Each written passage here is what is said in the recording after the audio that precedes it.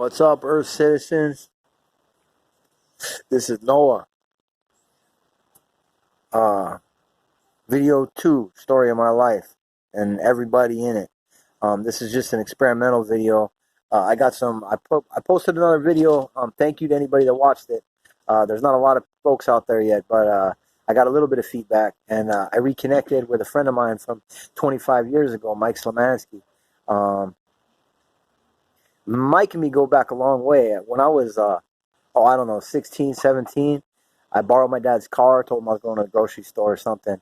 And my cousin Paul, myself, and Mike ran down. We run down to Milwaukee to pick up a quarter-pound of weed. This is from the Upper Peninsula of Michigan. And along the way, Mike talked me into letting him drive. Ran my car into a ditch. And it was about 4 feet of snow on the road. I mean, it was a mean snowstorm. And we ended up having to spend the money for the quarter-pound on a tow truck, get the car out of the ditch, and spend the night in a hotel, and then tuck tail between our legs and go back to Michigan with nothing, But that's a kid story for you, That was Mike Slamansky, so big up to you, bro. Anyway, he's doing good. His act's all clean up. He's not like me. He didn't run, all these years shooting dope and everything else in and out of jail that I've done. But he gave me a little bit of feedback, said I should slow down my speech a little, and he said there was a whole lot of information in the first video and how I could take just a single little topic of that and turn it into a story in itself. So I'm just getting more comfortable with this thing and and feeling people out, seeing what they think. I could just spit rhymes, I could, why not? I'll spit a rhyme for you. Just because of the way I feel today. This is one, there used to be a club down on Lee Drive. Anybody from the Big Island watching this, you might remember Amethyst, the nightclub. Well, there was a slam poetry contest there, and there was all these hippies that were running it. And I would never win them. I would get like second place, but there was this chick that was kind of really hating on guys and stuff, and she would win. And, by the way, to any of y'all hippies that were there, and you know what I'm talking about. And so I was at the Amethyst. Not that I hate all hippies or anything like that, but it's just, this crowd is just, you'd have to come to the Big Island and check out this. These people, it's what give like white folks a bad name, why they call us Howley. You're going to come from California and recreate your mainland life here. It's not how it goes. You got to come here and be humble, stay quiet, and wait for, people to feel you out and stuff. But anyway, so I was feeling kind of sore about that, and I wrote this. These haters can't touch me. Only God can judge me. I've grown cold over the years, dried up, no more tears. Toughened up from the times they tried to end my life. And at the end I sat alone, lost my child and a wife. I scarred my arms with a knife, but swear to God as I write. These haters can't touch me. Only God can judge me.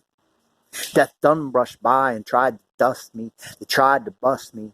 Lock you up in a block with steel doors, waxed floors, industrial locks, garbage bag blues and flip-flops, chemical lobotomies, and I'm still standing in the same fucking spot that I was that fateful day I first proclaimed I'm here to stay, and I won't go away till the fucking piper's paid. These haters can't touch me. Only God can judge me. And I'm sorry you're more concerned when the frown on my face and the fact the 4 horsemen have arrived, people dying in the chase, and in case you haven't noticed, more humans in the race. But I'm not shutting up. I refuse to go away. And today, I know that as that sun rises, so shall that light protect my soul no matter how bad the devil despises. I'm keeping my eyes to the sky because I know where the prize is, meditating and waiting on this mountain like the mines. So that's, the kind of stuff I do, it's more like I came from a slam poetry background, but I love hip hop, and I have a lot of it that I'd love to share, but there's so many other aspects too. One thing that I'd like to do in future videos is talk about energy. I don't know if y'all remember, people, if you heard people talking about the law of attraction, and, it's kind of cliche, people saying, oh, have you seen The Secret? Well, back in like 2010, 2011, I started getting into these physics videos by a guy named Nassim Haramein. You can check him out on YouTube. He got all kinds of videos. He's a wild dude. Videos on anybody that knows about science.